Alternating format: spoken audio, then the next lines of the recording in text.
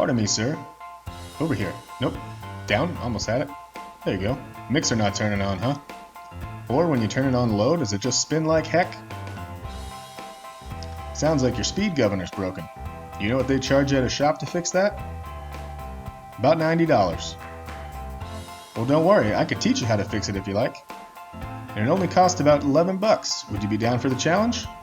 I just want to interrupt real quick. If you're a subscriber, I'll have another recipe video out very soon. I promise, I promise. I also never really had any intention of posting this video just because I figured how relevant is it for everyone? But this actually happened to me a few weeks ago and I learned how to fix it from a YouTube video. I figured if it happened to me, there's got to be somebody else that could find this helpful. But secondly, I just wanted to take a moment and sincerely thank every single one of you that watch my videos. It truly means so much to me, and I just wanted to say thank you. And if you've actually taken the time out of your day to subscribe to my channel, thank you so much. It really does mean a lot. Hopefully I can just keep making these videos better, more entertaining, and bring you more information.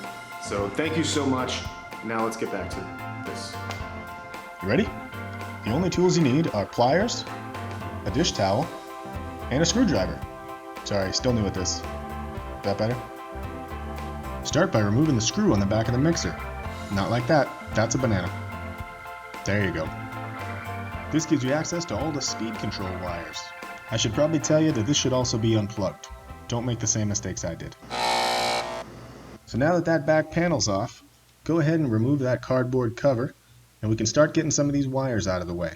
You're going to take off these bottom two on the left, along with the ground wire, and the bottom one on the right here. Now you can just slide these off with your pliers, or you can wiggle them off with your fingers.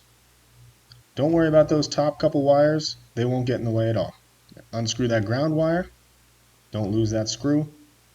Then at the bottom, you've got a little spring that we're going to take off with the pliers, and then just hook it on a towel so you don't lose it in the machine. These two screws at the top here control your low speed, so we're going to back those all the way out. You might have to loosen these nuts just a little bit. And then once those are both backed out completely, we can lift this panel out of the way and get to our speed governor. So this gold guy here is your speed governor. That's what's screwing you up. We're going to go ahead and remove that. And it's not held on by anything. You can try with pliers, or you can just reach your hand in and pull it right off. There you go. Now this little pin at the top, you don't want to lose that, but if you do, you can just put it back in. There's nothing holding it in once the governor's off. But if you look at this old one, these little weights kept flying off at high speed and they would short circuit my mixer.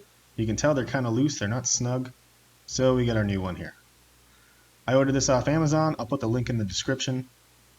And we'll go ahead and get this installed. Line up that pin with the hole in the top of the governor.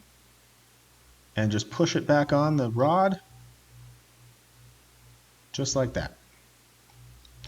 Then, to make sure it's snug, I like to take a socket and then just give it a couple taps just to make sure it's secure on there.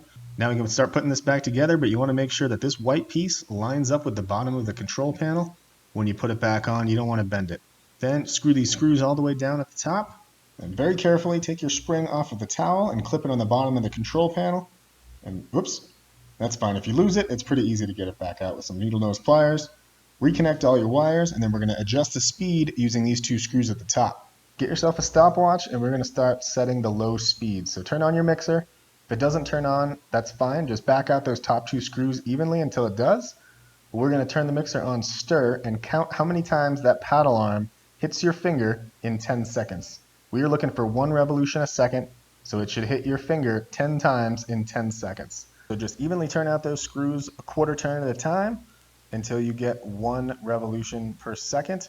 And it takes a little bit of time. You kind of have to listen to the mixer a little bit. You can tell when it's feeling wonky. But then once you get the speed that you like, go ahead and lock those nuts down so it doesn't change. And then you can adjust the high speed using that screw on the bottom. You want to set it to 6, and you're looking for 30 revolutions in 10 seconds. And when you get that, go ahead and put your cardboard cover back on. Make sure this thing's in there. Line it all up. And look at that. You didn't have to buy a new mixer. You didn't have to pay someone to fix it. All you got to do is just screw that last screw in.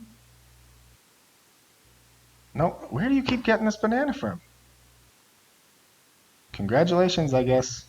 You did it. I'm Jim with Doesn't Pay Full Price, and if you found this video even a little helpful, please help me out by actually hitting that subscribe button. I promise to bring you entertaining money-saving tips and some delicious recipes for you to make at home.